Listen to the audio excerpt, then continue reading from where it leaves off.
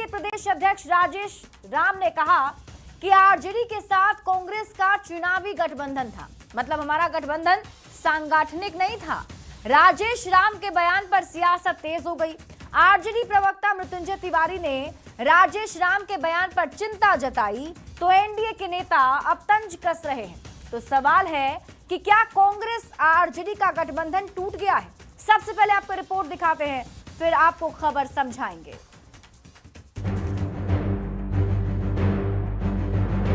गठबंधन चुनावी गठबंधन है। संगठन पर तो हमारा कोई गठबंधन है नहीं। क्या कांग्रेस आरजेडी का गठबंधन टूट गया?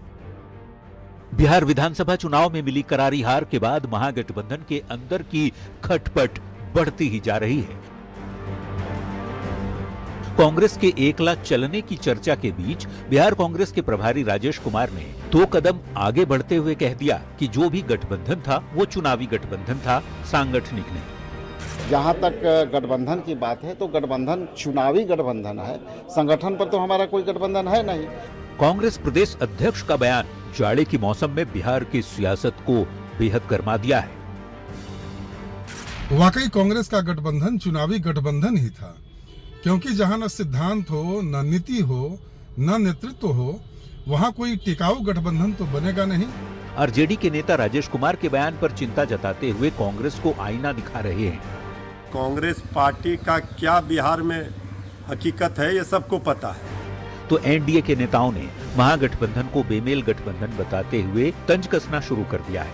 कांग्रेस पार्टी ने मौका परस्त पार्टियों की जमात बना करके पूरे देश के संसाधनों को लूटने का काम किया।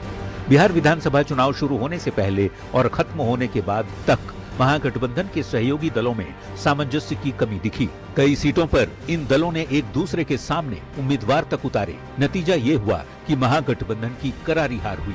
हार के बाद से कांग्रेस में समीक्षा बैठक का दौर चल रहा है और नेता बार बार गठबंधन के इतर एकला चलो का इशारा कर रहे हैं। ऐसे में सवाल है कि क्या वाकई कांग्रेस आरजेडी का गठबंधन टूट गया है? बस ऐलान होना बाकी है। न्यूज 18 के लिए पटना से संजय कुमार के साथ ब्यूरो रिपोर्ट। और अब सवालों के जरिए खबर तो समझिए। जो इससे सबसे बड़ा सवाल उठ रहा है वो ये, क्या टूट गया कांग्रेस आरजेडी का गठबंधन? सवाल ये भी, क्या आरजेडी कांग्रेस का गठबंधन सिर्फ चुनावी था? अब आप खबर को समझिए। देखिए, कांग्रेस और आरजेडी गठबंधन टूटने की चर्चा आखिर क्यों हो रही है, तो आपको बता दें कि जब से बिहार विधानसभा चुनाव के नतीजे आए और उसमें करारी हार विपक्ष को मिली, उसके बाद से कांग्रेस में समीक्षा बैठक शुरू हो गई। समीक्षा बैठक हो रही है और इस समीक्षा बैठक के जरिए यह आकलन किया जा रहा है कि आखिर चुनाव में हार कैसे मिली।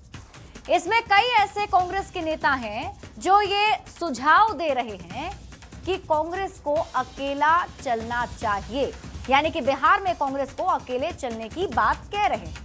इसी बीच बिहार कांग्रेस के प्रदेश अध्यक्ष राजेश कुमार का कहना है कि गठबंधन चुनावी था, सांगठनिक गठबंधन तो हमारा नहीं था। अब आप खबर तो समझिए। दरअसल विधानसभा चुनाव में महागठबंधन का प्रदर्शन बेहद ही खराब रहा। अब जरा आपको महागठबंधन की जो दोनों बड़ी पार्टियां हैं, आरजेडी और कांग्रेस, इसका प्रदर्शन बता देते हैं।